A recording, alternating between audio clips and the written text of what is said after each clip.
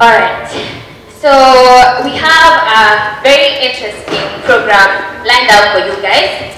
Today is day 2. As you all know, JKUAT Tech Expo started yesterday. And we have an exciting group of panelists with us today. And I'll just call them up so that they can take their rightful positions. Starting with Caleb Daka.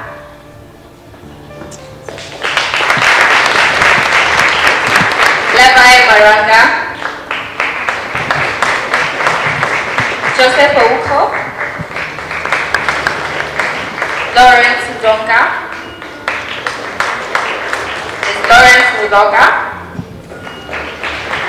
and James Giga. Don't worry, I'm going to give them an opportunity to introduce themselves further. Alright? But before we go further, I know what excites you people. Giveaway. So I'd like to ask maybe 1 or 2 questions, and those of you who get them right will get a hamper for a prize. Are you guys ready? Are you guys ready? I'm not feeling the excitement. Are you ready? Yes. Alright, so first question. As you can see, one of our sponsors is P&G. So who were the founders of P&G? Alright, the first hand was right there with the green shirt. My name is Pascal. So the founders of P&G was a man called Mr. Proctor, who was a candle maker, and Mr. Gamble was a soap maker. Alright, wow. So it was William Proctor and James Gamble. You'll get your prize. The second question.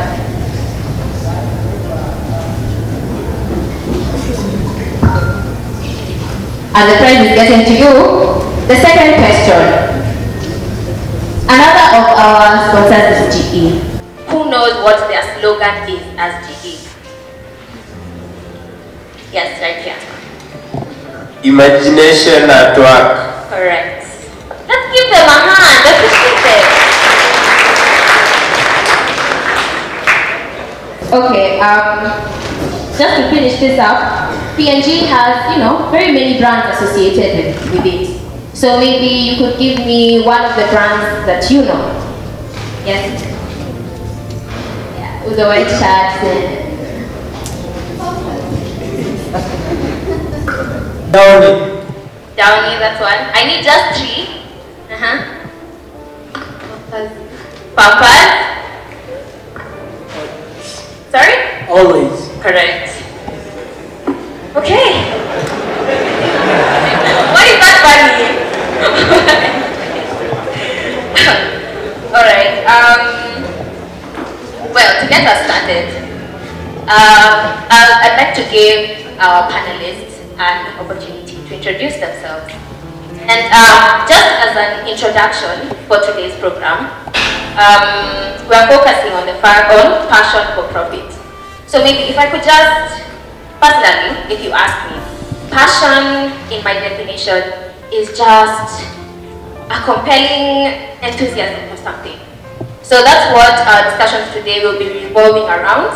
And to get us started, I'd like to ask each of the panelists maybe to give us a brief background of their career, just in terms of what they did in university and the positions they've held to this point.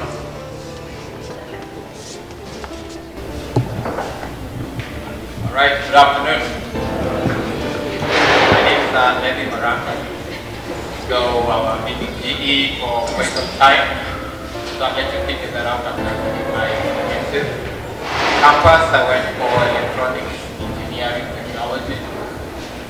My dream was to, so when I was now in high school, I went to another school. So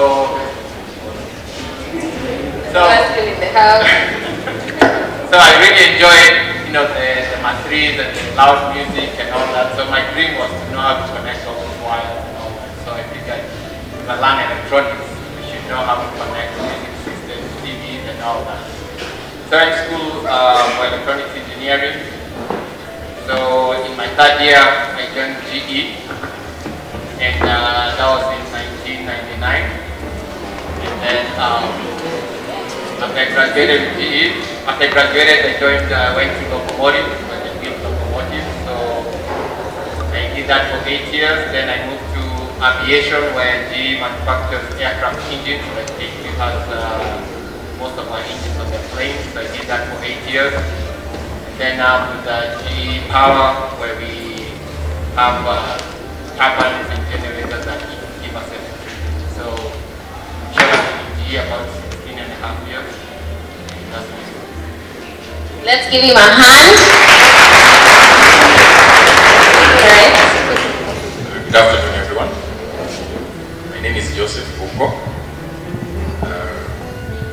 I studied electronics and computer engineering at Jomo Kenyatta University of Agriculture and Technology. And I've just seen my kid brother pass by. He's also in third year electronic and computer engineering. So if you see an Uko, no, he's my kid brother.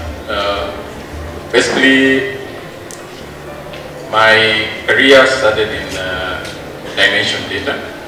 I joined Dimension Data when I was in my 5th year, first semester. Actually, it was by chance, through one of your lecturers. It was my classmate as well. He's called Antonio Nim. So basically, he got an opportunity and he was not into network stuff. So he said, Joseph, can you apply for this thing and go try it? So I did exactly that. I worked for Dimension Data for about 3 years. Then I took a detour and worked for a company called Polycom for another year, 10 months. 1 year, 11 months about. Now I'm back at Dimension Data, heading one of their business units in East Africa. My high school, I'm not sure any one of you would know it, which is actually a good thing. It means you can come from a high school that is unknown and work for a company that is known.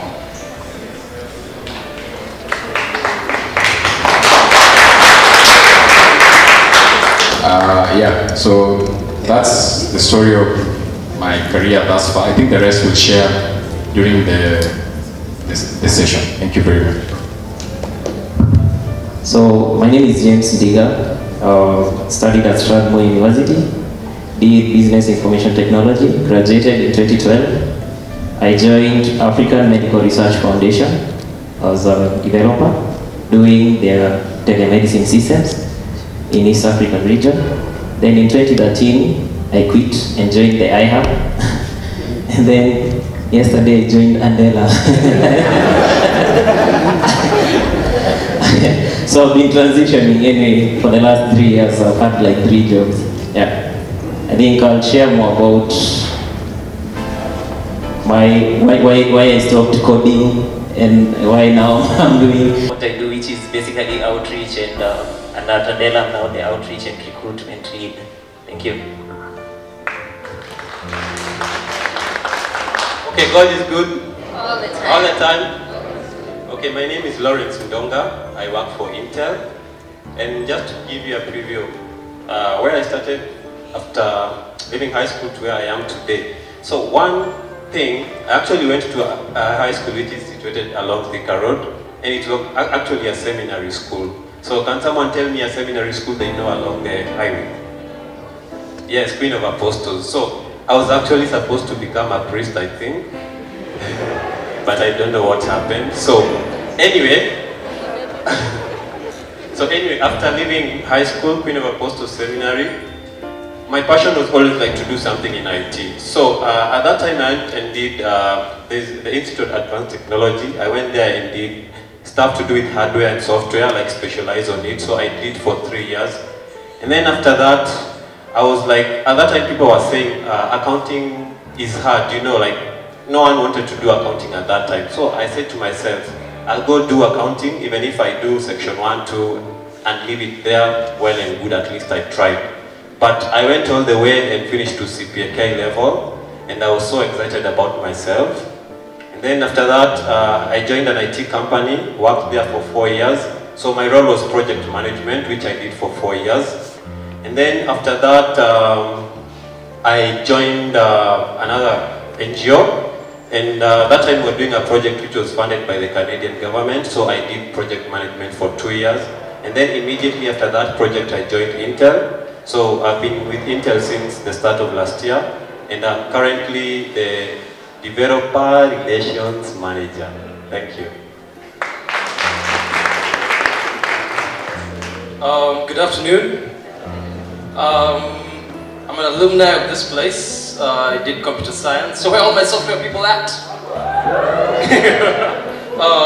Actually did participate in the expo once, twice, won once. So this is home for me. My career story is not as long. I haven't been in the market for very long either. I started off with my second year internship, about 2-3 months at a company called Element Technologies. Very small company, very few people. The relationships were what were important back then, and they still are to date. And then for my third year internship, I went to, it was more of a startup called Sapama Technologies. This guy was a visionary. He had ideas and we worked on them. It was more of a work from home gig, so it was wake up, get out of bed, pick your laptop, write code for 6 hours, shut the computer and sleep. So that was life for about 2 months, you can imagine. And then towards the end of fourth year, heading towards graduation, I realized I need something, a gig that will give me more experience. And I love software, I love technology, and so I said to apply everywhere across the board. I applied to Google, Microsoft, IBM, Safaricom, Standard Group, anywhere I could throw my CV, I just threw it there.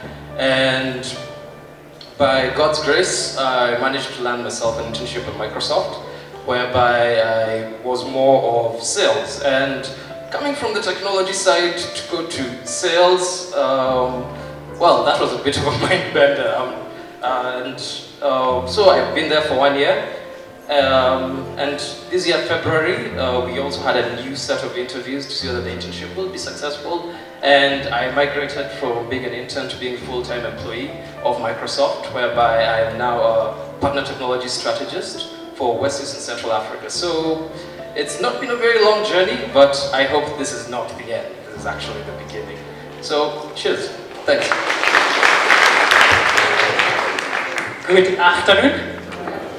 My name is Caleb Ndaka. I was here for like 5 years, doing a 3-year course. I went to high school somewhere, I'm not very sure many of you know. Then I was out of school for 4 years. I didn't get the cut-off to come to university, and my parents couldn't pay for my school fees, so I was in the village trying to make my ends meet. Then 2008 I came here, I did diploma for 2 years. Then I went out to work for Coca-Cola marketing department. Then I came back for 2 more years, I did my degree in IT. Then after that, for 1 year, I was a management trainee at National Council of Churches of Kenya. Then after 1 year, there was this one thing that we were doing with friends when we were in campus every weekend, get a couple of friends. Then they come with their laptops and we look for a school in a village and teach those kids on basics of computers. And it has been growing phenomenal, as in for the last 2 years now. We've taught over 3,000 kids in like 8 counties. And it seems to be like a full-time thing for me. So that's my story in a nutshell. So those are all great stories, but drawing from your stories, maybe I'd start with James, because you've just joined Andela. Maybe we could discuss what considerations have guided your career choices. Why did you quit and join iHub? Why are you now at Andela? What do you think about, or what do you use to decide this is what I'm going to do, this is the step I'm going to take in terms of your career? I think, first of all, my first job at Amref was kind of a coincidence because it's a project that I was doing in campus, and then just decided to try out with Smile Tree, which is, they have their headquarters in the US. And then what happened is, during my internship, the then director, it's called Dr. Gitai, who's now the general director of Amref, I was like, why don't you come and intern with us and, you know, scale this project to the over 1,000 facilities that AMREF works with in East Africa? I was like, okay, let's do it. So we started connecting doctors. Like Nairobi Hospital would be a referral center for a hospital in Kakuma, even Dadaab, and they use cameras and, you know, projectors and stuff just to guide doctors to do a simple operation. And I was like, wow, amazing. I was given a job offer. Then at a point, I really got into a very tricky team.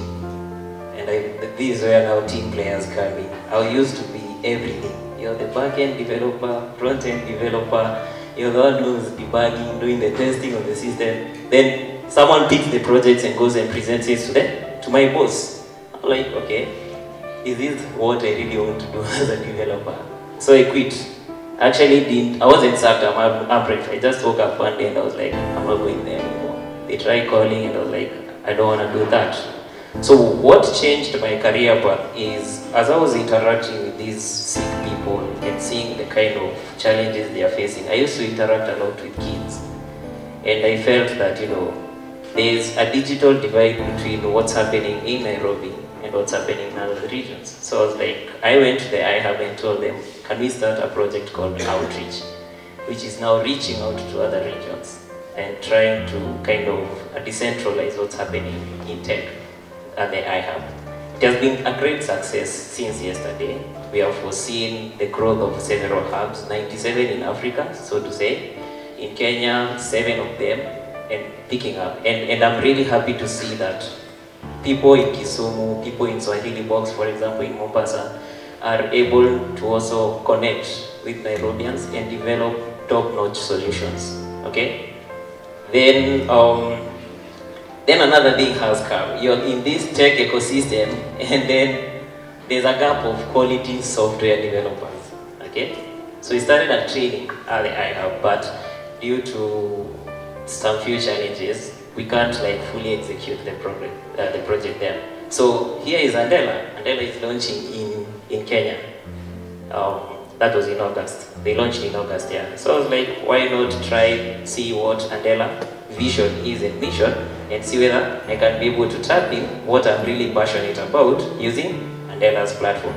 And that has been my small transitioning journey. And I'm proud and looking forward to working with Andela. Yeah. Maybe I would also pose the same question to Levi because he has had a couple of transitions. So maybe you could tell us what guides your decision making in terms of your career. All right.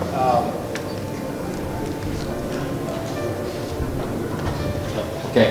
What guides me is, so before I started my career in engineering, passion was my fuel, if you want to say that. So I really wanted to do what I was passionate about, and that was anything electronics, anything to do with wires, power, and just anything, TVs, fascinated me, systems, whatever.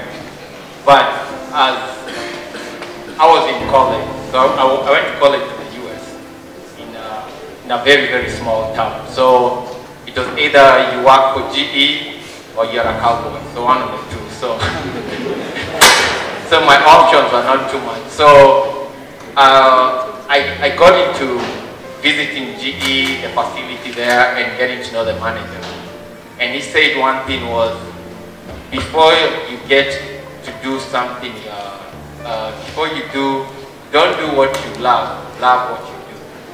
So I got into an internship. So before I got into an internship, the manager said, well, you know, we don't employ electronics or engineering, only diesel, mechanics, and automotive. So I said, okay, can I come work at GE for the summer for 3 months? Don't pay me. And after 3 months, if you think I can qualify, then hire me. So the guy saw, hey man, free labor. Okay, so he gave me a chance. So I used to work from 6 p.m. to 6 a.m. for the whole summer, and only Sundays off. So I did that for 3 months, and then at the end of the summer, I got the job with GE. So from that, it was more of getting to know your skill. I really enjoyed engineering and solving problems. And so by that, I really enjoyed what I did, getting to know the products, getting to know what makes them work, getting to know the product and trying to fix problems before they happen. And by so doing, I really enjoyed what I did, and so skill became my drive to really be the best at what I do. And by so doing, you start loving what you do and it becomes your passion. So it was more of really being the best at what you do, and in so doing you challenge yourself to even get better, and every day is a learning process. Okay, so what I'm getting from these discussions, I'm getting there's the scenario of it being a coincidence, so you land at a job. There's a scenario where you're actually passionate about something. There's the scenario where you identify a problem or a gap and you're trying to fill it. So in this context, we're all students here, and some of us are about to graduate. So if you're about to join the job market, how would you advise people? What is more important, passion or skill? Because not everybody has identified what they are passionate about. So when you're employing someone or when you're working with someone, who is more valuable to work with? Someone who is skilled or somebody who is passionate about what they're doing? Maybe we start with Lawrence. Both of you can, Lawrence from Microsoft can start, and then... Okay, which is more important, passion or skill? I'd say it's a little book. I mean, you need someone skillful enough to deliver on what you've been asked to do, and you still need someone passionate enough to think outside the box when you're given problems. Take, for example, just a simple example, you're asked to go and, I don't know, train developers, something that we do a lot at Microsoft. So you step out, and I know he knows this, you step out, you have the skill, or rather I'm a programmer, I know these things, so I can come and teach, but I can make it, if I'm not passionate about it, it can be so boring that there's no impact, right? And you have to have the passion, and as he said, you have to learn to love what you do. So sometimes if you by God's grace and by some very nice luck, you end up doing something you love, by all means, make sure you're skillful at it. If you find yourself doing something, well, you're not very interested in it, please be skillful at it. Skill counts, and on the other hand, passion counts. Because without passion, I do not think you'll be able to grow. I don't think you'd be able to push forward. And so it's a bit of a balance. It has to be a balance. Lawrence? Okay, in my opinion, I actually think the two work together, but maybe let me just give an example. Like, for example, Intel, like what I do, actually work with Intel student partners from like 11 universities in Kenya. And like, for example, here at JKUAT we have like some of the student partners that are working with Intel. And for them, like, to get the cards to be able to work with us, they go through an interview process, yeah? And once they come there, they can actually like showcase their skills. But you might come and show me that you have a skill, but you don't have a passion. So I'm trying to imagine, if you don't have a passion, how will you connect with the audience that you're going to present something to or to take through a training? So to me, passion really matters. You might have the skill and you don't have the passion, it won't work. Yeah. Okay. So, on the same note of us being students and those of us who are about to graduate, maybe I could pose the question to Caleb and just because they haven't said anything. There's a question of passion, yes, but there's a famous quote by Oprah which says, do what you have to do before you can do what you want to do. So how would you advise us as students? Should we, if we identify we're passionate about something, should we run and make sure, that's what we're doing, that's the job we're getting, that's the business we're starting? Or is there a process to it? Is there something, a process we're supposed to follow? I would say life is really dynamic. And so sometimes you may really be passionate about doing something, but there's no opportunity. And sometimes, the opportunity and your skill level can match. My word of advice, looking at my life, is faithfulness in whatever you are doing. no matter how little it is. Our program, 90% of the kids, this is their first time to use a computer. So our biggest task is to teach the kid the difference between a left click and a right click and how to create a new folder. That's something very obvious to most of us. But that is a small impact. But doing that over and over again, you look back and you realize, it's now forming something visible. So, whatever comes your way, do it with all your might. Give it the best of the shot. A very famous quote by my friend, he says, work begets work. And it's like, if you can prove yourself to be faithful, to be able to deliver, many other doors would be open.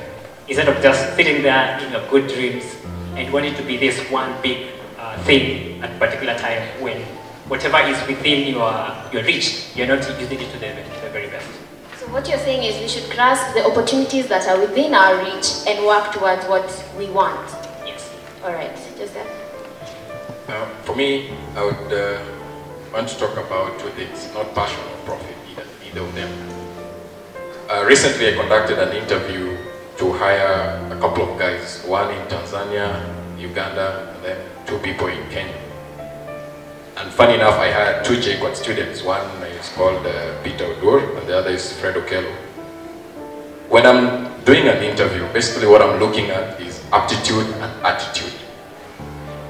You may have the skill, you may have the passion, but I look at it that what is your attitude towards this particular opportunity? And do you have the right aptitude for it? I'll give you a story. This university is particularly important for me because my mother also studied electrical engineering in this particular university. And the reason I'm giving this example, I want to relate it to his story. She joined the university as a diploma student, right? And at some point she had to drop out and stay out for around 2 years before coming back. And when I look at it, what is important, as you said as well, is yes, passion is important, but the attitude you carry with yourself as a person or as an individual is also key. I remember when I was in second year, I took up a job as a casual laborer at Eldoret International Airport. So basically what I was doing is I used to wash the toilet for my mom. I used to clean the airport / Okay, the reason why I took up this job is I didn't want to ask money for buying my boxers and shoes. It's true. But yes, you need to begin from somewhere when you have a vision of what you really want to do. But what is important is that you stay focused. There are many distractions in life or in your career path as an individual. And yes, we are driven by passion, we are driven by profit as well. Because for me, for example, when I moved from Dimension Data the first time, trust me, I was looking for money. I will not lie to you that I was passionate about my next job or whatever assignment that I was going to do. I was looking for money because first of all, I needed money to complete my master's, and I felt that the current place that I was not giving me enough money to pay up for the master's. So I was also driven by money. And I like to be real in my own example that yes, we are passionate, we are and attitude and aptitude, but the aspect of profit is also important. I like the life of Daniel of the Bible. Daniel is one man who shows excellence in whatever he does. Yes, you'll be passionate, you look for profit, you look for attitude and aptitude, but one of the most important things for you as a student or for you as an employee is excellence. You always must ensure you deliver excellence in whatever you are doing. Be it sweeping or whatever it is. I think one person says that if you are employed to sweep the floor, be the best sweeper at that particular time. And that is very important. It is important for you to carry that aura of excellence with you, because that is what employers or people, or not necessarily employers, even you as an entrepreneur, you need to exercise excellence in whatever you do. So for me, I would say my journey has been influenced by a couple of things. Yes, my passion for what I do currently, communications and collaboration, But I also know that where I am right now, the work I'm doing, and I thank God my boss is not here. It's not my passion. Yeah? How honest. Yes, it's not what I'm passionate about. The daily job that I do is not what I'm passionate about. But I'm passionate about the outcome of that particular job. Because what happens is, I go, for example, we were doing an installation for example, GE. GE uses Cisco telepresence equipment. Yes. So GE has a contract with Dimension Data globally. There's some small contract they use. So they use telepresence equipment. So today GE would operate on someone remotely using telemedicine. Installing the telepresence equipment for me is not what I'm passionate about. But that is exactly what I do. That is what I'm skilled. I lead my team to do. But I'm passionate about the outcome that GE delivers through that particular telepresence. Today, GE, for example, and I like using GE and also Microsoft, for example. GE has installed, I think, a couple of MRI systems around the country. This is helping people to access medical services. The installation of the technology, I have the skill to do it, but I'm not passionate about it. I'm happy when I see someone walk into an MRI, he's able to receive treatment and is able to walk back home. That is what gives me joy. That is what I'm passionate about. Thank you. Okay, right before I ask the next question, I'd like to ask the students to prepare any questions or comments you have. I'll take 1 or 2 questions before we ask the band to give us one song, and then we'll go to the second part of the discussion. So prepare any questions that you have. He's just talked about the fact that you interviewed people recently. Now, most of us have gone for interviews, and how many people here have been asked, what are you passionate about? What drives you? How many people? Okay, and in your CV, there's a part for hobbies or interests or whatnot. I mean, do you use these parameters in the CV, and how can you tell? Like, yeah, you'll ask me that, but if I know this is GE, this is what you do, I can just tell you anything that is aligned to that, but do you have a way of determining if indeed I am passionate, if that doesn't matter to you, if indeed I am skilled? Like, in the scenario of an interview, for any of you who has been to and gotten a job in terms of an interview, and those of you who interview people, how do you advise us as students to present ourselves, or to what do we need to show to be able to get the job in terms of passion, in terms of skill, whatever matters to get the job? Sorry, let me just take because I've raised that issue. One of the questions that I ask people in the interview is, what did you do for your final year project? And I'm amazed at the number of people who have no recollection at it, you know. It's amazing, and it really disappoints me. Yeah, it's really a painful situation for me. Because when I'm doing the interviews, I remember together with my friend, who is also an ex-JKUAT student, and he was one of the first guys who graduated in 2005 when electronic and computer engineering, I think, began. We basically call you in, you do the interview, and we give you a whiteboard to explain your final year project. We are a system integrator, we are a technology company, and if you cannot explain what you did as a final year project, there is something wrong with that picture. That is one. The next thing, yes, we ask you about your passion. And when you're asked about your passion, it's not something you think about. What you're passionate about, it's on your fingertips. You say it. Whether it is going to make you get the job or lose the job, your passion, you say it as it is. It is your passion. It is what drives you, what keeps you, going as an individual. So for me, I would advise that, yes, it's important for you to share with us your hobby. Trust me, I don't read that hobbies, but I really don't care much about the hobbies. But I would ask you, for example, I asked someone, what are you passionate about? And they say they are passionate about karate. So I asked them, what have you done to that end? He has taken karate classes. He has black belt. That is someone who is honest with his passion. That is something he's followed up. He's invested. He's taken time to invest in it. So anything you're passionate about, you must be ready to pay the price for it. I know life is like an echo. what you get is what you give back. And it is important that you plant into your passion, whichever area of life that it is in, so that you are able to reap the benefits of this. Just what that, it's also commitment. Like you say, I'm mentoring this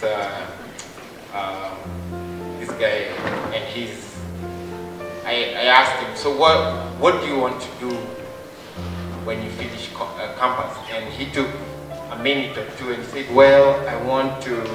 And I said, okay, let's go to the next question. You said you wanted to do in automotive engineering. So what's your favorite car?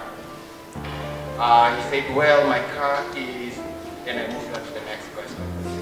Just because if you really know what you want, like you said, if you say my favorite car is a BMW, I should ask you, what do you like about BMW? Name it. I like the wheels, they're round, they're black, they're gray. You know, just name it. But the answers might not be right, but it shows you're committed. It shows you know what it is. There's a saying that says, fake it till you make it. As in, just fake it.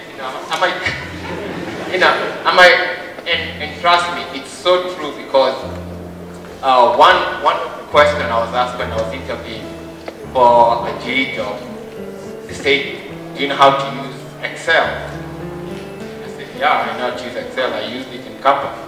So they're like, how good are you? I'm like, I'm quite good. Between 0 is bad and 10 is good. How good are you? So I said, well, I would say 9, 8. So I didn't know my interviewer, who was my boss, is like a super Excel. He writes all that coding stuff for Excel. So he said, well, can you write me a formula that does 1, 2, 3, 4, 5? I said, okay, that's not why I came here. But, you know, and so I flipped the question. I said, well, are you hiring me or the Excel question is based on my... And he said, well, because you know you're not good in Excel and you've just flipped the question, well, then you've gotten the job. But now I was like, if I would have tried to start making a funny formula, you know, it's one of those things where you just fake and sometimes the wrong answer you get it, but it shows your commitment, it shows your interest, and it shows why you're where you are. And those are the things that I would challenge everybody when you go for interviews. And also even, I have never interviewed anyone yet, but social media, I would say, I know Facebook, everyone has one, or most of everyone has one, and we love posting pictures everywhere, every second we do. Just know when you go for interviews, and maybe it was a bad interview, don't comment on your Facebook, because just in case those guys thought you were good and they thought you were bad, they might go back to your Facebook and say, oh, let's say what he said. And social media goes far with this. So watch what you put on your postings, and because if you're hired by GE, for example, you're carrying the brand.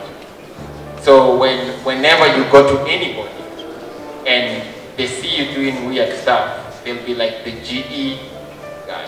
It's not, they might not know you, but the GE name comes in. And that becomes a big issue for GE. So, and especially when you start climbing up the ladder. For example, our CEO, Jeff Immel, if he was caught doing weird stuff, it will be the GE CEO.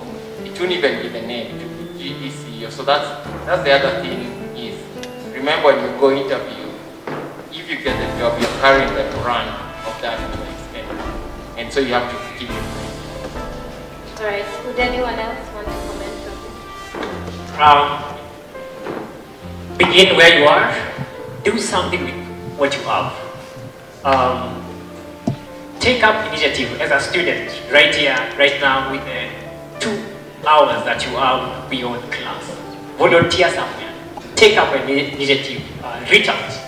Don't just sit there and expect that the world after graduating will be waiting for you. With the little that you have, do something and prove that you can consolidate the few ideas that you have, and you can, at least you have that, you know, the big picture of where you want to be tomorrow.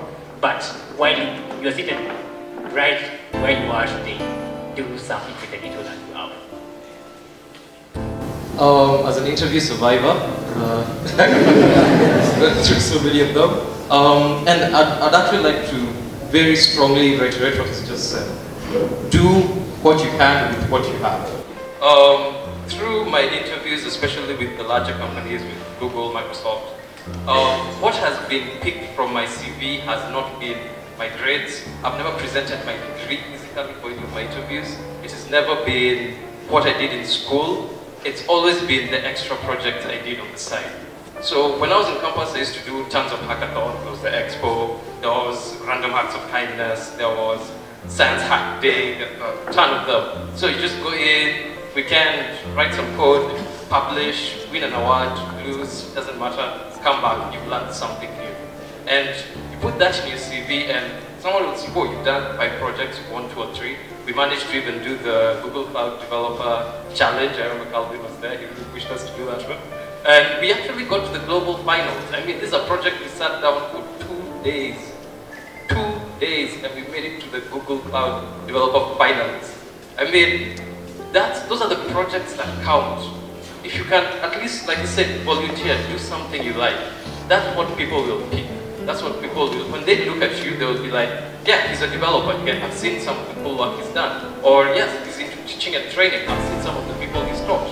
And so, do that. And secondly is be honest and authentic. Be yourself. And most importantly, to be yourself, you have to know yourself. And I don't mean in the sense of, yeah, I am so and so. No, I mean like truly understand yourself. Know how you react in various situations. Know this is how I behave when I'm nervous. This is what I do when I get angry. And learn to adapt to the people around you. And most of all, be honest. And not just with the people around you, but with yourself. Never lie to yourself. Always keep that true. Okay, thanks. Lawrence? Maybe I can add one thing. So like in my experience at interview, actually done interviews for student partners. And one of the things I actually noted that would probably not land some of you jobs, someone probably comes with like a 3-page CV. You are a student, you give me a 3-page CV. I've been there for like 7-8 years in the industry and my CV is a 1-page summary. So, in short, when you come up with your CV, give me a 1-page. From that summary, I can actually pick up your skills. You know, I can know this particular guy is good at this and this. Another thing probably I can add, much as you've done your CV, it's always good also to have a portfolio of the things you do. Like he said, you know, like I've done hackathon, you know, I did an HDK training, I developed an app, I did this and this. You know, you just have a portfolio, whether it be it online or a hard copy, you know, that will actually add to you or adding to the success of you landing that job. So, 1-page CV and have a portfolio of what you do, and each and every day, try and learn something new. You get 2 hours from school, go and learn, is it IoT? What is IoT? If I ask some of you what is IoT, would you tell me what IoT is? What is IoT? Come again? Yeah, so you see, at least from that, you can actually go ahead and, you know, so what can I do with that, with IoT? You can go and learn something new and implement something that can change the society. So, every little time you get, learn something new. Thank you. For me, I think what I would like to do, if I'm allowed, is to invite the 2 Andela fellows. The ones in blue t-shirts. Because they just joined the, one is older than the other. There's an Andela 1 and Andela 2. Just in like 2 sentences, talk about the experience when they are recruiting. Because they also assist us to get the best of the best students to join the Andela Fellowship Program. Thanks. Hi everyone. My name is Class 2 Fellow. Yeah, we are also involved in the recruitment, in the interviews. And basically, what myself, what I look for is passion. Okay, it's a bit tricky to see if someone is really passionate about what they're saying they're passionate about. Because, as we say, take it till you make it happen. So someone, it's, okay, I haven't done many interviews, but it's a good experience being on the other side of the table. And someone is saying, I'm very passionate about this.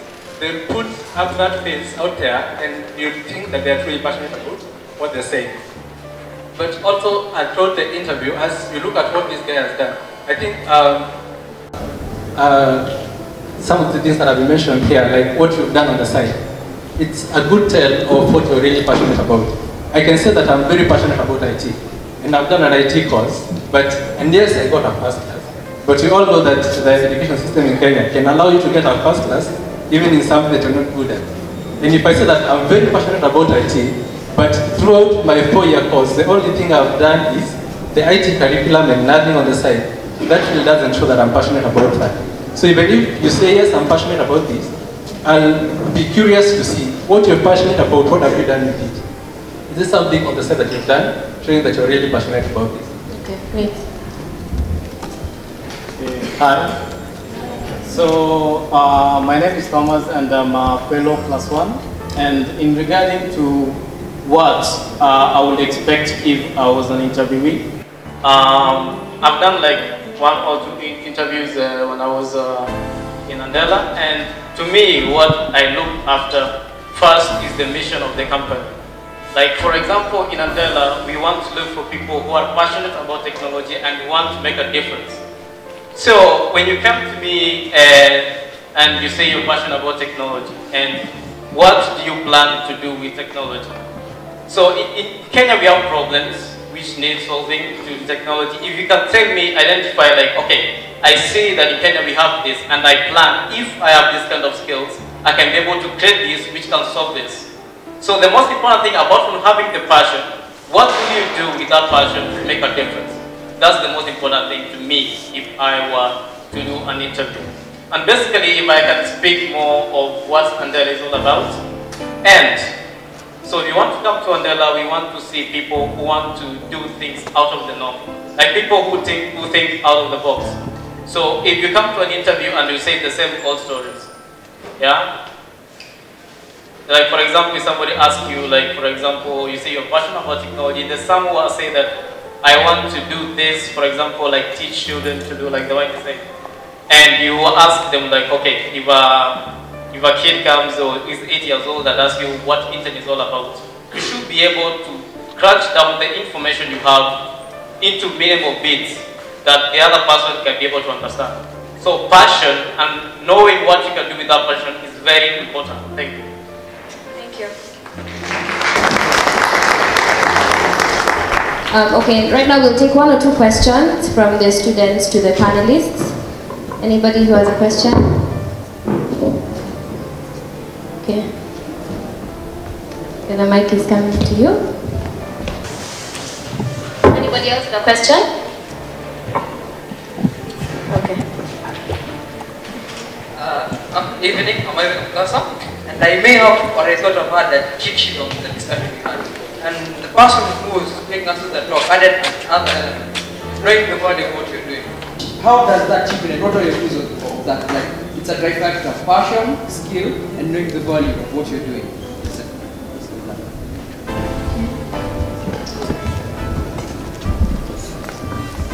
So, adding the value of what you do. So for me, for example, so my current job, I've been in it for about 6 months. And so my customers, one of my big customers is in Tanzania, and they give power to the country. They own like 25% of all the electricity power in TZ. So the value of what I do is when they're down and they're calling me at 11 p.m. to say, Levi, we are down, the country's on a blackout, we need power in half an hour. I'm in Kenya and in TZ. So my value is, first of all, to make sure I don't wake the kids and the wife up, right? and just to figure out what the problem is, to, if I have a quick fix, to ask them to try it out. If not, 2 is to understand what the customer is going through, see their pain, and then connect it with the right people to make sure we get the answers fast enough. And in the process, proactively, think about if you are in his shoes, what would you do? So if by the end of the 1 hour that you've been able to solve the problem, and the customer comes to you and says, Levi, thank you very much. I'm happy, no more stress, and now we have power. That's how I see the value. If I cannot solve the problem, you know, and then later on he comes back again for a second programming code and we can't solve it, then either I don't know what I'm doing, I need to figure out something, I need to change jobs. But so my value is to make sure I'm meeting your needs and you're happy, and it's kind of like I brainwash you to know anytime you have a problem, I'm the only answer. And so it's a win-win for you, and it's a win-win for me because my career goes up, my salary goes up, and it's a win-win for GE because they're selling more equipment. So.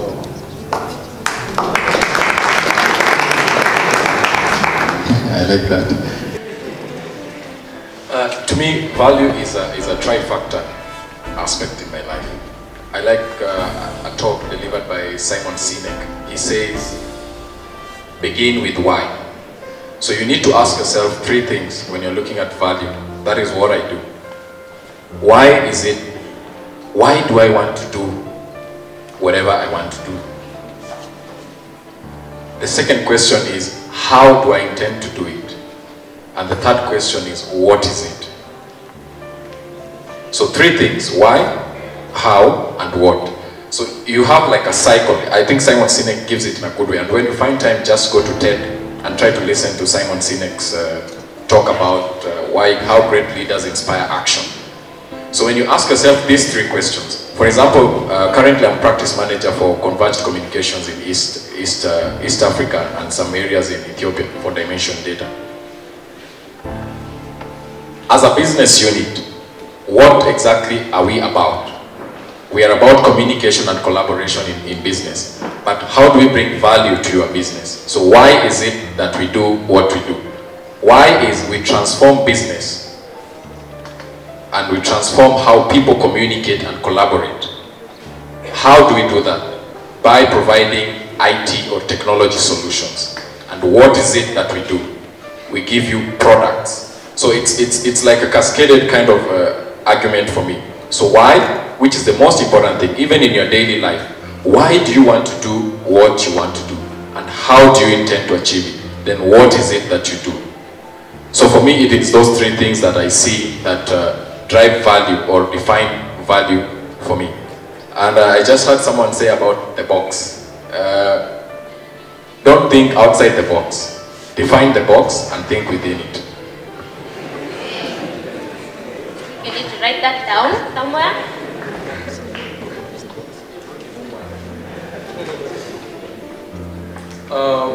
I'll just reiterate what they've said, which is think of the big picture. Most of the times you'll find that, like you said, the box could be really huge. My job role entails making sure that partners are well trained and they're up to date on the software they're using and selling. Is it exciting for me? Sometimes. Other times it's a bit drab and boring. But at the end of the day, when I go to sleep, I wake up and think, somebody in a partner like, for example, Dimension Data is working with GE to put lights in Tanzania. I feel good. Someone is working with JKUAT to train developers via the MSPs. I feel good. And it's all about the big picture. You may not be a cog in the machine, but at the end of the day, you will enjoy that engine running. You'll be there and you'll feel happy and good. And so enjoy the big picture. It's there. Okay, thank you. So we'll take the second question for the band, please.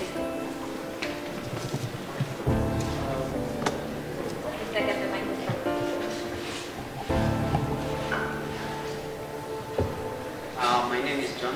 My question was to, all the panelists, but Lawrence from Microsoft has mentioned something about internship for 3 years. So how do you handle an internship for that long?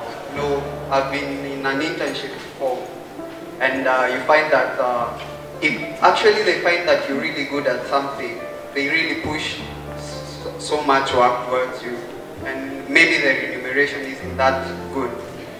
How do you deal with that? Like, how do you reach a point and say, Oh, I may have misspoke. It was an internship 3 years in a row, but 3 months, 3 months, 1 year.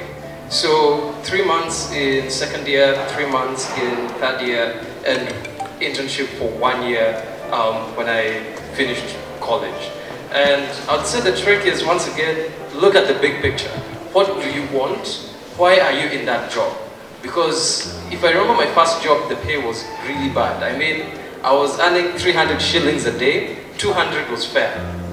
Lunch, it was at Museum Hill, so lunch is 80 bob.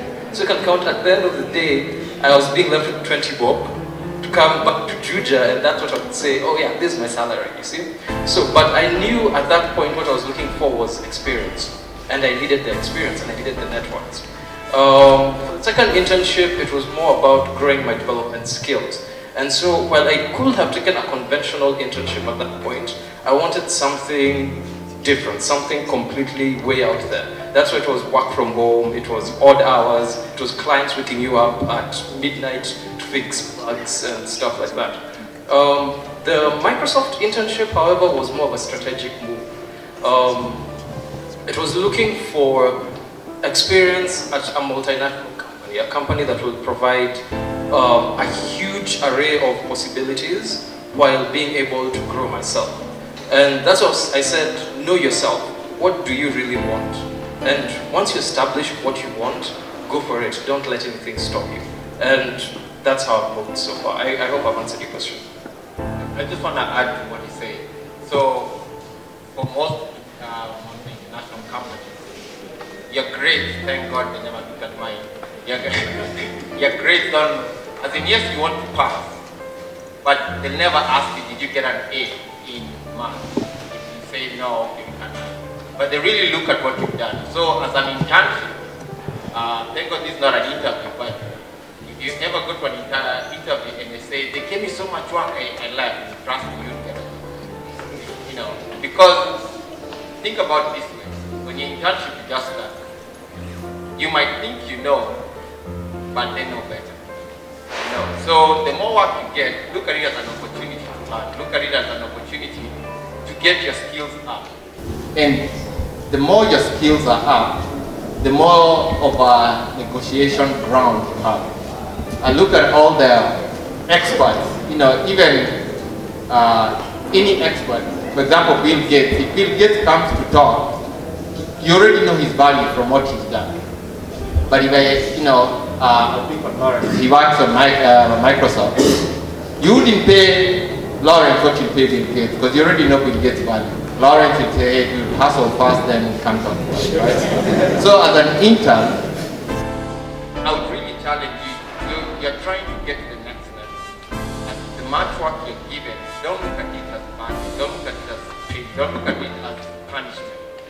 But out of it, really get experience, learn from it, grow, and in the process, network also. Know, if you don't know something with all that work, find out who knows, go talk to them. And slowly by slowly, your network will grow and advance. If I may add something small to that, it actually reminded me of a very huge point. The beauty of an internship is you're allowed to fail. You can fail and recover, and people will be like, yeah, he's the intern, no worries. He'll pick himself up and so on and so forth. And I won't lie, that happened a lot in my career. I actually failed so many times.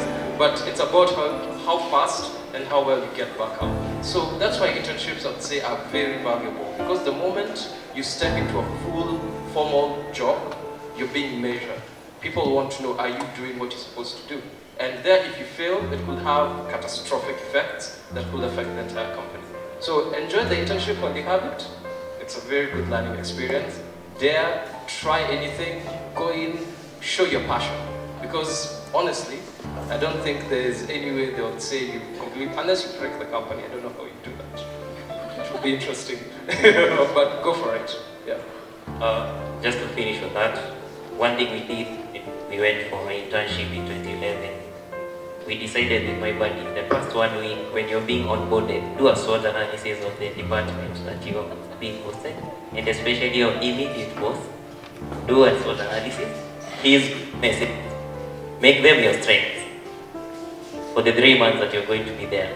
So you're creating more value for your boss through capitalizing on his weaknesses. And forever and ever, that guy will always value you. in a way, and it worked for us. And my friends, it worked for us. So when you're doing an internship, first week, do SWOT analysis. It works. All right, great. Let's give them a hand. I'd like to invite, you should maintain your seats. You're still our panelists. I'd like to invite the band to play one song for us. And I just want to emphasize that the people seated in front of us are invaluable resources at this point. So ask them questions, because these are people who you don't have access to every day. You can't ask them questions all the time, because the next time you meet them, it might be in an interview scenario. And now, okay, you didn't ask, they didn't give you the answer they're going to look for, you know? So make use of the people who are seated in front here. Even the ladies, you're so misrepresented. I mean, I have never been happier to be a woman in tech than now. So make use of the people who are seated in front here. After the band plays, you're going to have the second part of the discussion, which is very short. I'll take a few more questions, so you should prepare those questions. Enjoy the performance.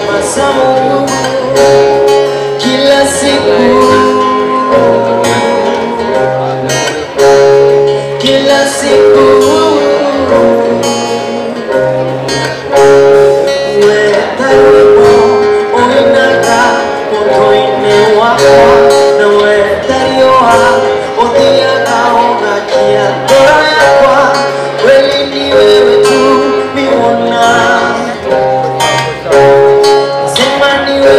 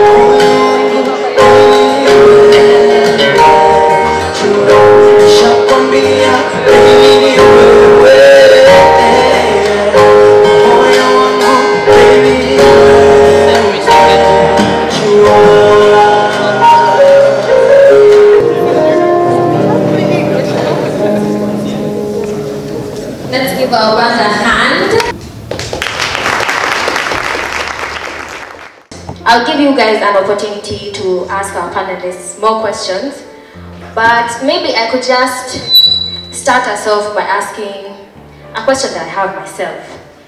Right now in the society we're in, entrepreneurship is all the rage. I mean, everybody is being told, you know what, you're passionate about this, find a problem, solve it, build your own company, do your own thing. Even when you're in employment, you're encouraged to have a side hustle, to have a side thing. So I just wanted to ask, is employment all that bad? I mean, is it that when we're employed, we cannot express our passions or meet our expectations? Is entrepreneurship the only way, or is it an advisable way? Okay, we have someone who agrees. I have the same question as well. So maybe you could give us your views as you prepare your questions.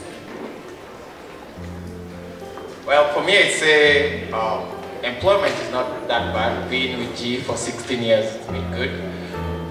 But I think it's, nowadays, and I'll talk for GE, as you're employed with GE, they give you the freedom to be an entrepreneur, but whatever you're doing is GE owned.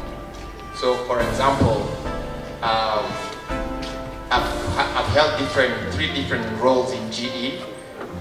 It takes 1 day to get trained. And then, for example, my job, I've been in it 6 months. It took 2-3 days. We went to Egypt, we got trained, and then you're told you're in charge of South and East Africa, all the customers.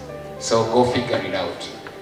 So if you're the person who has to be given directions on everything you need to do, if you're the person who needs to clock in at 8 o'clock and clock out at 4 o'clock, if that's what drives you, then I think employment will be very boring. But nowadays, it's one of those things that you're told, granted, employment is good because at least every month you're getting a paycheck. Entrepreneur, if you don't work that month, you don't get paid.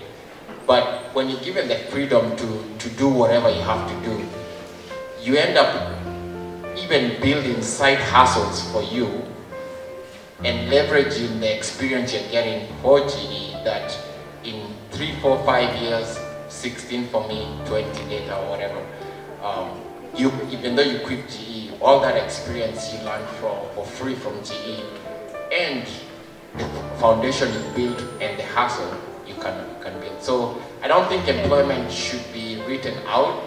Not everyone, my brother was employed for a month and that was it, he hated it. So, but I just think don't cancel employment out. I think I'll agree with you.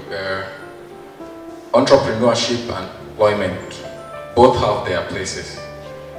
For example, when we stepped out of university together with my friends in 2010, graduated in 2010, we decided we were running a small company, IT company. We would go and do computer service for people.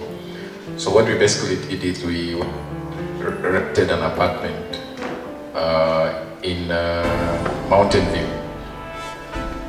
So we were paying about, I think about 90K rent or something like that. So we had just started the company. But we were about 6 people, or we were about six men. So 6 men are living in one house, Uko Mountain View. So we were basically entrepreneurs. But before March, we realized that, okay, for me, I realized that this is not exactly my thing. Yeah. So what Lawrence said, that you need to know yourself. You really need to take time to know yourself. Don't go into entrepreneurship just because you feel people are starting businesses and I also want to start my business. There is a place for such people. There is a place for people who will actually be successful in that area. At the same time, employment as well. You can be an employee. For example, I'm an employee of Dimension Data. But I have some sections that I do some entrepreneurship. I do farming. Yeah, sugarcane farming. So it's a matter of finding what you as a person wants. If you feel and know it. Know thyself. I think it's Socrates or someone says something like that. Know thyself. Make sure you know who you are and make sure you are able to pay the price. There always is a price for everything that you undertake in life. If you're willing to pay the price, then I would encourage you, by all means, go for entrepreneurship. Go for it, do it, fail, fall, rise, fall, rise, fall, rise, until the end. Same thing with employment. You'll not get it easy.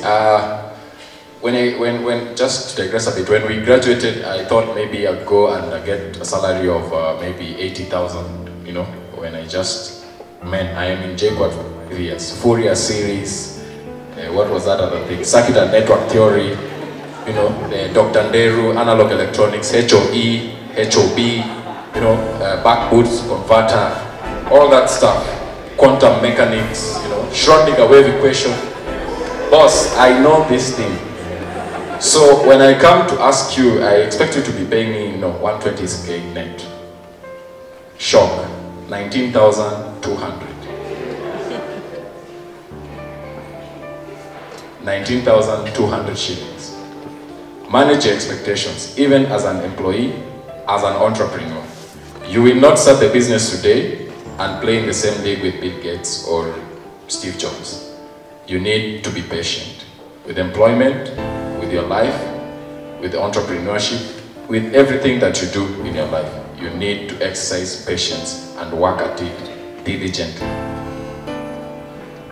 I think for me, I'll talk about it from perspective of working in the iHub and interacting with a lot of startups. And we have seen out of the 180 plus startups that have successfully gone through the iHub, most of the co-founders actually used to be employed. So, and we just ran like a survey to ask them, why did you quit your job? And they were like, there's that sense of satisfaction and ownership when you're running your own company.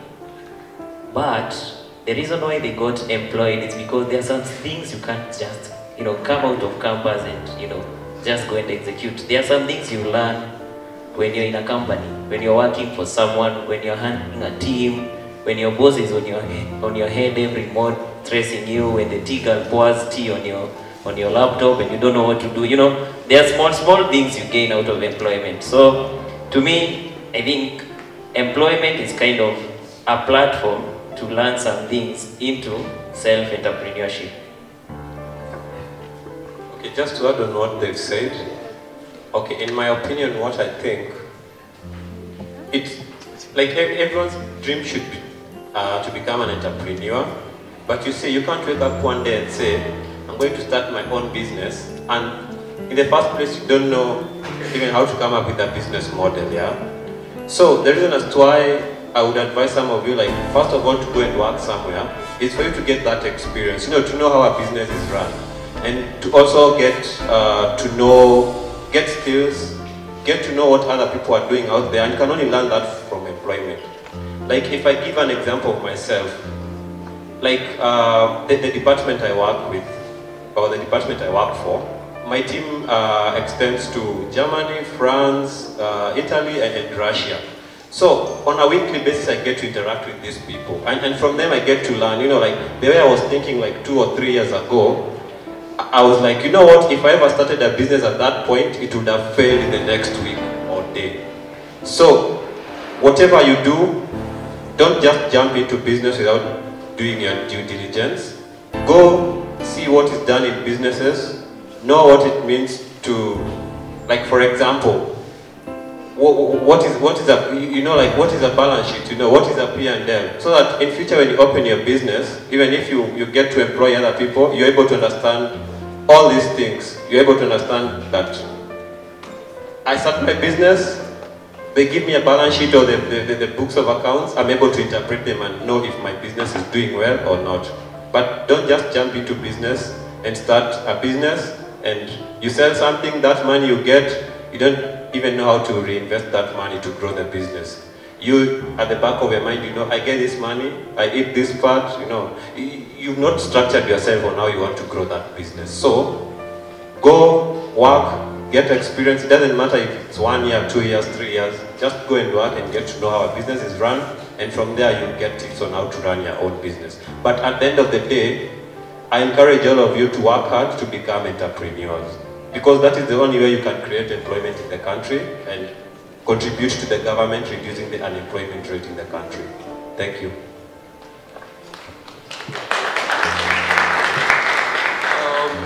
I think I'll pull in from my own entrepreneurial experience. I've already mentioned some of my professional experience I've had. So the first business I kind of built was after high school. My dad asked me if I wanted to go back to do accounting. I said no, I want to start a business.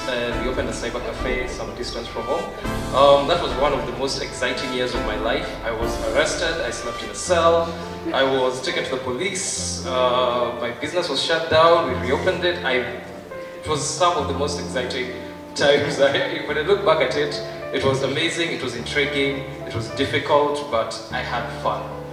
However, when I got into mainstream employment, even through school, but I built 3 startups, 1 failed, the other 2 are still up and running. And the one thing, like he said, it's like, actually like they've all said, it's about experience. There's a work culture that you can only gain from working with other people. I'd say don't hire if you've never been hired. If you've never had someone sit and tell you, look, if you don't do this, this is how it's going to go, please don't hire. And I'll take an example of the big startups, the startups that grew really successful. Take a look at Facebook. As much as Mark Zuckerberg was the CEO throughout its entire time of existence, he hired someone outside the organization, someone who had already worked with people, someone who had a work culture and a work ethic to come in and run the operations of the company. So he was the CEO, but he was learning, oh, so this is how I deal with people. This is what I do. This is how I manage profit. This is how I talk to my investors. This is what I should be looking at. That experience is crucial. So if you are looking, if let's say entrepreneurship is your thing and you're like, I will not get hired, I swear, I will not get a job with anyone, cool, no problem. I'll just advise you, please do look for someone who has worked with people and can hire, can fire, has dealt with that top-down management structure or whatever management structure you're looking at trying to build. If you are looking to get employed and say that is my thing permanently, I'll say work hard, but even better, work smart. It's most crucial. Believe you me, we have people who wake up every day at 5 a.m., sleep at 10 p.m., and their lives aren't moving forward. That's working hard. But are you really working smart? Are you saying, well, I'll work 4 or 5 hours a day, but I'll make enough impact to influence people's lives? So work hard, but make sure, please do, work smart. And in case you're looking for a hybrid scenario whereby you are an entrepreneur and you're still working, keep the balance. Employ what you've learned at work in your startup, or employ what you've learned in your startup and your entrepreneurship gig in your work. And believe you me, it's very beneficial. And that's what I've seen in my experience. Thank you. I think it has been said, just to reiterate, it's the bottom line of why do work? Why do we wake up every single day?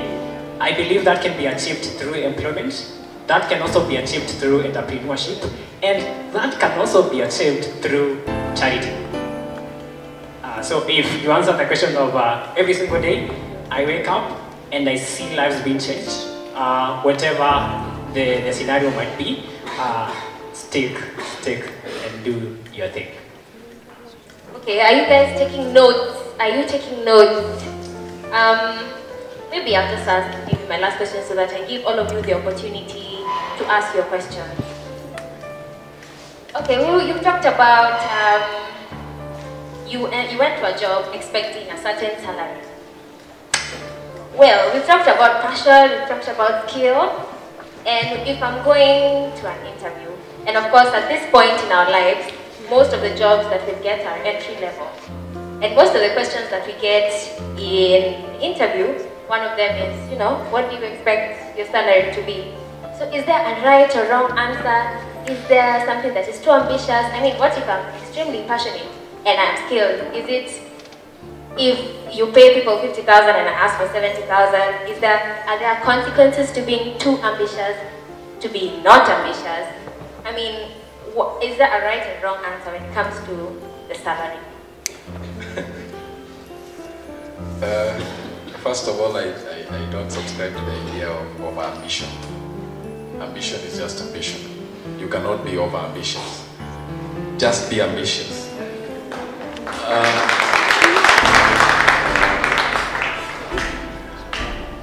That question is normally a good question, and I ask it recently. When I'm doing interviews, I ask the guys, how much do you expect us to pay you? The answer you can give me is anything, you know, or push back the question to me, you know, like ask me, what do you offer? Yeah. First of all, you need to know your value at that particular point.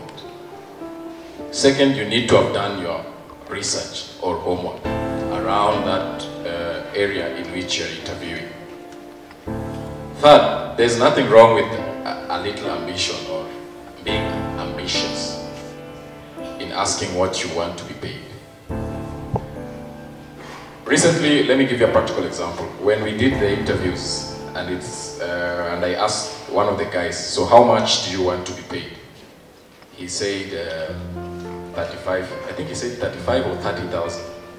But this particular position, for the entry level, I was paying 72,000.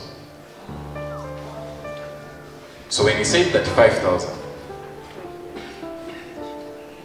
I stopped back and asked him again, would you want to increase that a bit? Then he said 50,000. Then we are going to pay you 72,000. What I realize is this gives me a leverage as a person employing me. He realizes that I value him as a person and I value the skill set that he brings to the company. Therefore, to whom much is given, much is expected. Trust me, there's no company which will pay. You see, I think for some of the things we don't understand is that even I didn't understand this until I got into management kind of decision making. Is that the amount of money the company pays you is not what you receive in your bank. You know, it's not what you receive in your account. Yeah, there's an expense. And when the company realizes that the return on investment is not commensurate to what they're investing, you will be fired.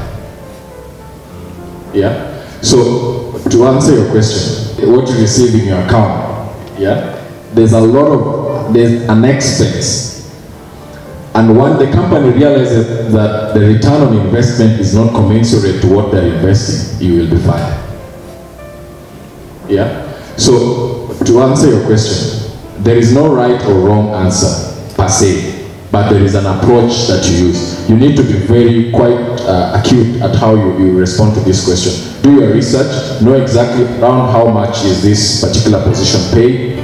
If possible, the person who referred you to the job or whoever you sent the CV to can assist you get websites or career pages in this company. And no, they pay between $500 to $1,000 for this particular position. So the right answer to this question is for you to propose a figure that you feel is commensurate to your value. So you need to ensure that you look at the job, the type of job you are applying to, and you need to weigh a lot of options. And you need to make sure you're answering the question correctly. So I don't have a right or wrong answer. It is a matter of calculations and a lot of things to do. Someone else like to answer the question before I... So for me, I'm on the other side. I always say, how you answer the question is a key thing. Personally, I would never give a number. But the one time I gave a number is because I didn't want the job, so I gave them a number I knew they would never pay me. So I didn't get the job. So it's easier than refusing the job. but do your due diligence. So if you're an engineer and you just come in fresh from college, you won't be paid like the guy who's been there 2 years, the guy who's been there 5 years, the guy who's been there 10 years. So do your due diligence and know what's the rate. And then also, you can Google ways of answering these questions. There's a way you can answer without giving a number, but you look very smart and willing to get a number from them. Because if I have a friend who's in HR and they were hiring for a job that, in fact, I have a friend who got hired in GE. She had been in KQ for I think 7 years in finance. So the job she was coming to do in GE was to pay her I think $650 a month. But because what she was getting in KQ was around 3, she bumped herself up to $450 and she got the job. So she came in June, being paid $450. So the managers gave her a raise at the end of the month, at the end of the year, 100K more to $550. Remember, the job was going for $650, so they're still below market rate, right? So, but her, she even worked harder, and the next year she got $650. So it's taken her 2 years to get to what she was supposed to. But she's really worked hard, and G got probably more than that from her. So it's one of those things where you really have to. That's a very tricky question. And sometimes you, like your uncle, he missed a $10,000 job because he thought he's getting a raise at $3,500. But I think you really need to know how to answer it, and if you have a way to know where they're targeting, try and get the answer from them. But when you have no experience, please don't think you're out there with a bag of chips. Be humble. And yeah, don't give crazy numbers. Okay, thank you very much. We're going to take a few more questions before we move to the awards section. So anybody with a question for our panelists? There's a question there. As the mic gets to him, let me just remind you to keep posting your photos on Instagram with the hashtag JT Expo 6. Hello, so Dennis, the science student. Okay, according to the nature of our conversation, we are looking at it at a monetary perspective, an economic perspective, where you balance what you do and it gives you money. Probably you even enjoy what you do, it's your passion. But what if we looked at it in a different perspective? I want you to give me your professional opinion. That when we leave probably our high schools, we have big dreams. For example, me and a little group of my friends, we were focusing on making our own operating system. But when we go to campus, we forgot all that because, yes, you need to make money out of it. So making an operating system, yes, it's a long-term goal, probably 10 years. So we did away with it. But don't you think that probably if we invested into that, we would have made the next big operating system in the future? Don't you think that if you focused more on electronics, you would even now have focused and gotten a way of sending electricity over Wi-Fi? Don't you think that if probably you focus more on your engineering, you will now have artificial intelligence on this art surface? Don't you think if you went on with programming, right now I would sit here and download a dot or a bottle of beer from my phone bottle? So, can't we focus our skills to the next level? Not only looking at it in the notion of the society that we need to make money out of it. Give me your... That's very good. So I'll give you my experience. So when I started working with GE, coming from electronics into a diesel automotive industry, one, I did a day of class towards engines, automotive, diesel, so I know zero. And then you've been given a job that you're managing 200 people. So one, you're carrying the GE brand. Two, you know nothing. And three, the guys you're managing, their kids are your age. All right, so because I started with GE when I was 22 years old. So it was more of not what I was gonna get paid. I really needed to prove to me, one, I know the job, I can do the job, and I understand the job. So shock on me, like him. I thought when I was hired, man, I got the big cut. Kumbe, I was given the minimum, but I was like the top guy they were referring all the jobs to. But this is 8 years later when I'm talking to my buddies and they're like, oh, you got paid that? Ah, yeah, me, I was started double that. And I'm like, really? But it's because I wasn't focusing on the money part. It was, for me, it was, I really wanted to know what I can do. Because I was looking at it from, if I learn my skills and I'm the expert of what I do, it will give me a leverage to negotiate later in future. So from a career standpoint, you can think of it one way or the other. One, it took me what, 8 years to realize, wow, I can make this much. But it was very easy to get there because you have the experience. My buddies who went from engineering 1 year to sales, they shot up and they made that quick money, but now they're stagnant. So it's one of those things where you say, if money is not your driver, really, really, really get to know your value, get to know yourself, get to know your skills. And in that, I really am passionate about what I do because I know what I do. And now money, now we can talk money. So if you're hiring, trust me, I'll be so humble to give you my CV, my one-page CV that has everything I've done, and then you'll be like, wow, okay, you know, next. Because it took time to really learn the expertise. So money was not a driver for me. It's taken me 16 years to realize that, but I'm in a better platform. If money was a driver, I don't think I'd be where I am now.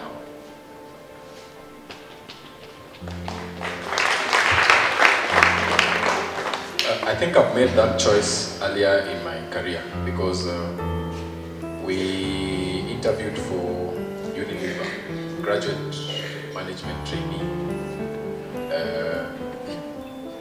It was quite vigorous, and I think the last interview, the money was about, the salary at that place was I think 77,000 to start with. But when I got the opportunity at Dimension Data at 19,000 to become a network engineer intern, I realized that this is what I wanted, and I didn't want to become a graduate trainee.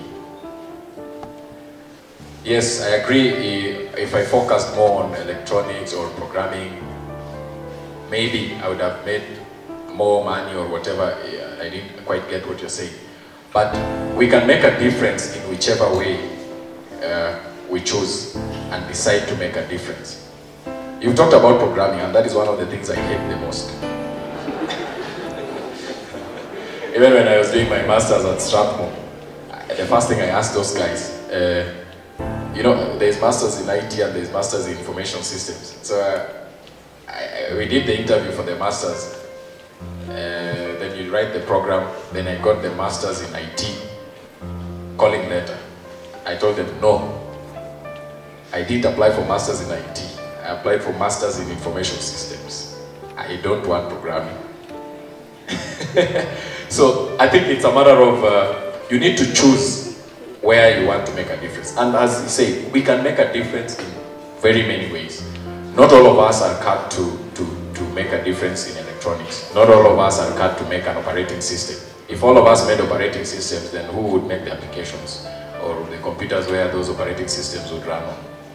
It's a matter of choosing your niche, deciding this is the area I want to focus on. And for me, once I decided this is the area that I wanted to focus on, I joined Dimension Data. And in 3 months, I was a Cisco certified network professional. Someone who didn't even know, you know, when you see a router, I don't know if some of you know it, when you see a router, it's drawn circular. So in my head, I thought actually a router is actually a circular thing, you know. So when I went to Dimension Data and they told me, take this router and go fix it at KCB. I think we are doing a preventive maintenance.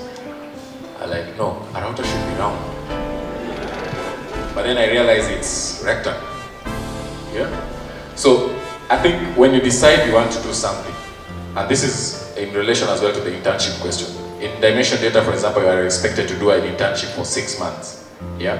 But I did mine for 3 months, and in the 4th month, my boss gave me the job. It is a matter of making the decision to do. The money will come. Trust me. Spend your time chasing your dream, chasing your passion. When you look at an orange tree, yeah, the tree grows and it gives out orange fruits, or a mango tree, it gives out mango fruits. People are attracted not to the tree, but to the fruits. When you have a gift as a person, people are attracted to your gift. People respect your gift. The moment you stop producing that particular gift or that fruit, you're chopped off. Find what you like to do, find what you love to do, do it. And do it with all your might, do it with all your strength. Make sure your fruit blossoms every single day.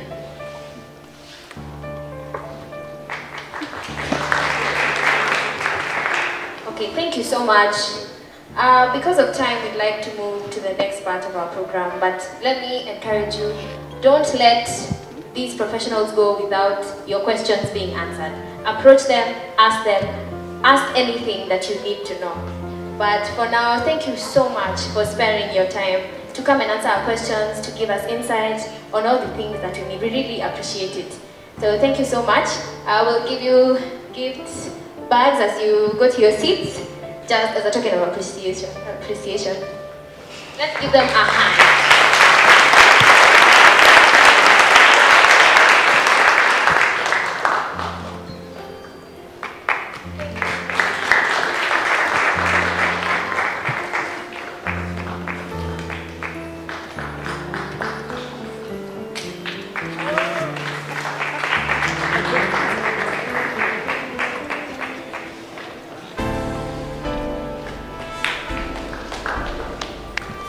Let's give them another round of applause.